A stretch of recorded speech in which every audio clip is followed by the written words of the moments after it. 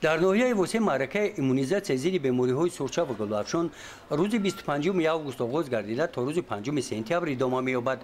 با این چرابینی سالمگردانی کودکان سنشان از 6 ماه تا 5 ساله جلب کرده شدند. برای در سطح بلند آمادگی گذراندن ایمونیزاسیون در این ناحیه در مؤسسه دولتی کمک اولیه طبی سانیتری شرایط‌های مساعد فراهم آورده شدند.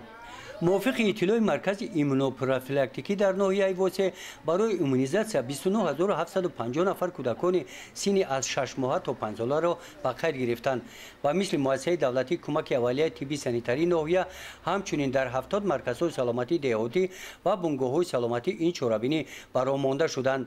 در دهه نوبهار دهان توگرک 411 نفر کودکان از 5 ماه تا 6 ساله به خود گرفته شدند. طبق اطلاع رهبریت 30 نفر بیرون از ناحیه قرار داشته با والدین آنها در تماس میباشند. در مرکز سلامتی دهه شابکه شماره 420 نفر کودکان به خود گرفته شدند.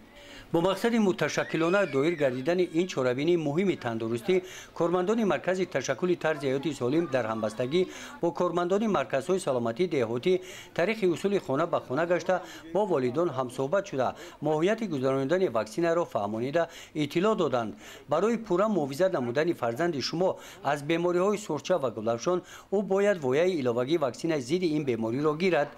ایمونیزاسیون به طور رایگان گذرانده می شود. گزارش خوجا نظریف خدای نظر ظهوروف از ناحیه وسه برای برنامه اطلاعاتی نوید.